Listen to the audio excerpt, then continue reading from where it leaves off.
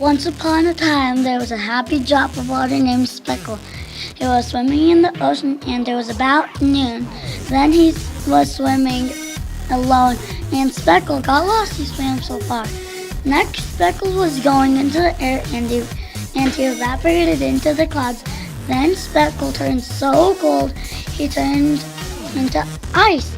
Speckle has all the three states of matter: a solid like ice, he was a liquid, which is like water, and the gas like clouds. Then precipitation came down, and before Speckle hit the water, he turned back into water vapor.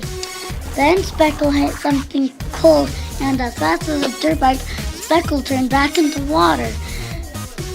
And Speckle fell into the ocean and fell right where Speckle's family was. Where his family, his mom, dad, sister, and his little brother. In conclusion, Speckle had a very big adventure.